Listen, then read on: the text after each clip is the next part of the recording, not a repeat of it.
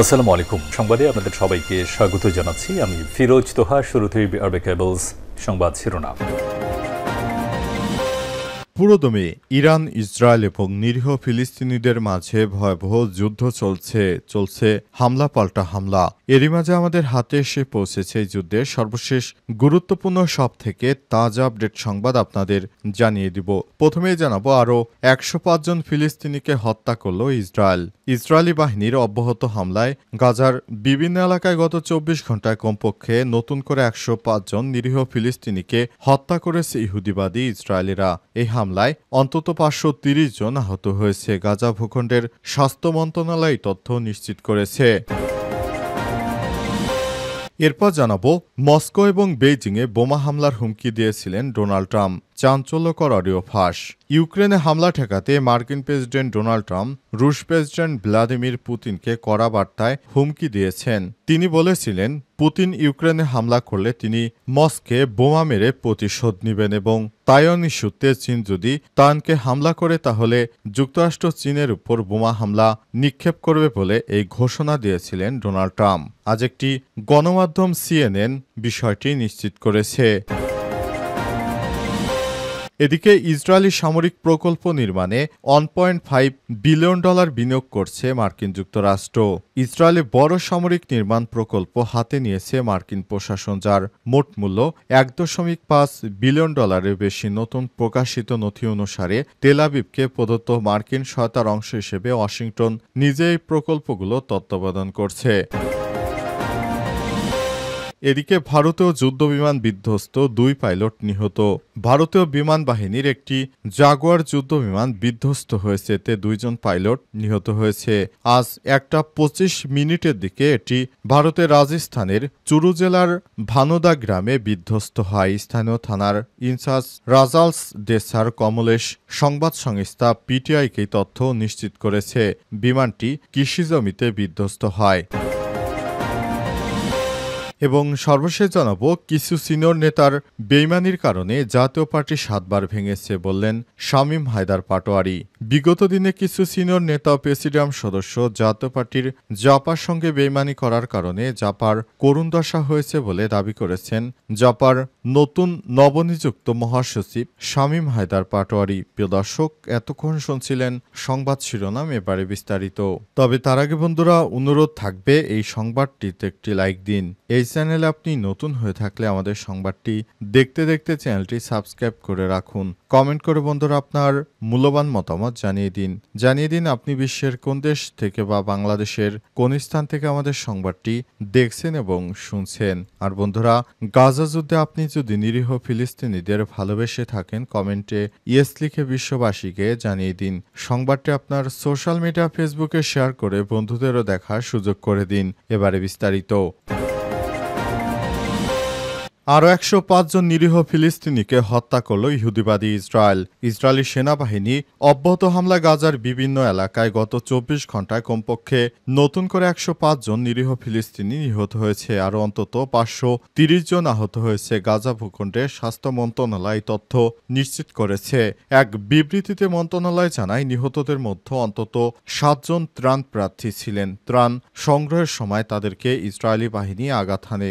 এই ঘটনায় আহত হয়েছে আরও নতুন করে 57 জনের বেশি। 2023 সালের 7 অক্টোবর থেকে শুরু হয় ইসরায়েলি আগ্রাসনে এখন পর্যন্ত মোট 57,680 জন ফিলিস্তিনি নিহত এবং 1,37,409 জন আহত হয়েছে। বিশেষভাবে উদ্বেগজনক হচ্ছে গত 27 মে যুক্তরাষ্ট্র ও ইসরায়েলের সমর্থনে চালু হওয়া তথাকথিত মানবিক সহায়তা সরবরাহের পর থেকে এখন পর্যন্ত 773 জন ত্রাণ প্রার্থী নিহত হয়েছে। পাশাপাশি 5,101 জনের বেশি আহত হয়েছে, যারা সাহায্যের জন্য অপেক্ষা করছিলেন।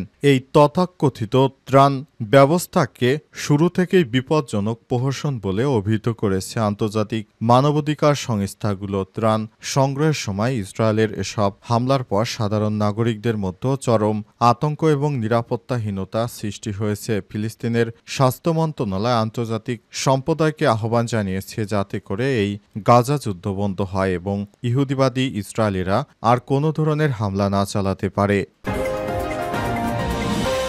মস্কো এবং বেইজিংয়ে বোমা হামলার হুমকি দিয়েছিলেন ট্রাম্প। চাঞ্চল্যকর অডিও ফাঁস।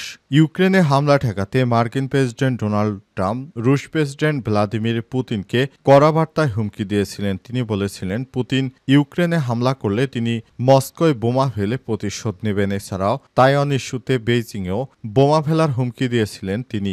গত বছর নির্বাচনী প্রচারণের সময় ব্যক্তিগত অনুদানকারীদের সঙ্গে এক বৈঠকে ট্রাম্প এমন দাবি করেছেন। ওই কথোপকথনের একটি অডিও ইতিমধ্যেই হাতে পেয়েছে সিএনএন। 2024 সালের এক তহবিল সংগ্রহ অনুষ্ঠানে আলাপের অডিওটিতে ট্রাম্প তাকে বলতে শোনা যায়, আমি পুতিনকে বলেছিলাম, তুমি ইউক্রেনে ঢুকলে আমি মস্কোয় বোমা ফেলবো।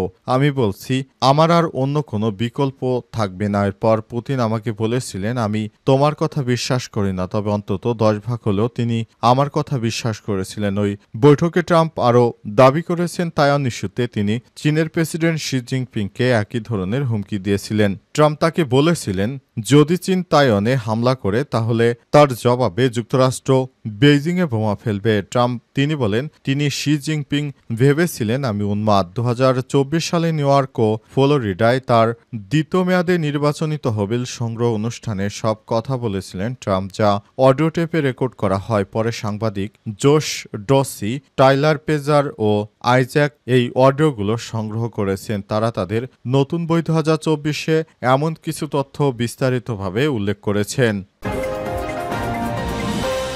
ইসরায়েলের সামরিক প্রকল্প নির্মাণে $1.5 বিলিয়ন বিনিয়োগ করছে মার্কিন যুক্তরাষ্ট্র। ইহুদিবাদী ইসরায়েলকে নতুন করে আবারও সহায়তা করবে মার্কিন যুক্তরাষ্ট্র। তাদের সেনাবাহিনীকে নতুন করে তারা সাজাতে চায়। ইহুদিবাদী ইসরায়েলের সেনাবাহিনীকে সাজানোর জন্য ট্রাম্পের পক্ষ থেকে $1.5 বিলিয়ন আবার ইহুদিবাদী ইসরায়েলের সেনাবাহিনীর পিছনে ব্যয় করতে চলেছে মার্কিন যুক্তরাষ্ট্র। বিশেষ করে এই ধরনের যুদ্ধর ফলে একরকম ধ্বংস হয়ে গেছে ইহুদিবাদী ইসরায়েলের সেনাবাহিনী। তাই এই সেনা সদস্যদেরকে নতুন করে আবার সাজানোর জন্য $1.5 বিলিয়ন তারা বিনিয়োগের সিদ্ধান্ত নিয়েছে। যতবারই দেখা গেছে ইহুদিবাদী ইসরায়েল কোনো সমস্যায় পড়েছে, সেটি মার্কিন যুক্তরাষ্ট্র সরাসরি তারা হস্তক্ষেপ করে এটি সহায়তা করে ঠিকঠাক করে দিয়েছে। তারই ধারাবাহিকতায় ইহুদিবাদী ইসরায়েলকে আবারও সহায়তা করবে বলে জানিয়েছে মার্কিন যুক্তরাষ্ট্র। যুক্তরাষ্ট্র দাবি করে বলেছে, তারা চায় ইহুদিবাদী ইসরায়েলের যেন কোনো সমস্যা না হয়। তাদের সমস্ত বিপদ আপদে সব সময় মার্কিন যুক্তরাষ্ট্র পাশে থাকবে এই প্রত্যাশা ব্যক্ত করেছেন ডোনাল্ড ট্রাম্প। কিছু সিনিয়র নেতার বেইমানির কারণেই জাতীয় পার্টি 7 বার ভেঙেছে। বিগত দিনেও কিছু সিনিয়র নেতা ও প্রেসিডিয়াম সদস্য জাতীয় পার্টি জাপার সঙ্গে বেইমানি করেছিলেন জানিয়ে দলটির নবনিযুক্ত মহাসচিব ব্যারিস্টার শামীম হায়দার পাটোয়ারি বলেছেন, তাদের বেইমানির কারণেই জাতীয় পার্টি 7 বার ভেঙেছে। কিন্তু তৃণমূল নেতাকর্মী সবসময় জাতীয় পার্টির সঙ্গেই ছিল, এখনও আছে। আজ জাতীয় পার্টির চেয়ারম্যানের বনানীস্থ কার্যালয় মিলনায়তনে ঢাকা মহানগর উত্তরের নবনিযুক্ত মহাসচিব ব্যারিস্টার শামীম হায়দার পাটোয়ারিকে সংবর্ধনা দেয়। এ সময় নেতাকর্মীদের উদ্দেশ্যে দেয়া বক্তৃতায় তিনি এসব কথা বলেছেন। শামীম হায়দার পাটোয়ারি আরও জানান, গত 25শে জুন জাতীয় পার্টির নেতাকর্মীরা ঢাকায় এসে জাতীয় পার্টির চেয়ারম্যান গোলাম মোহাম্মদ কাদেরের প্রতি অকুণ্ঠ সমর্থন প্রকাশ করেছেন। সেই দিনই জাতীয় পার্টির আগামী দিনের পথ চলার ফয়সালা হয়ে গেছে।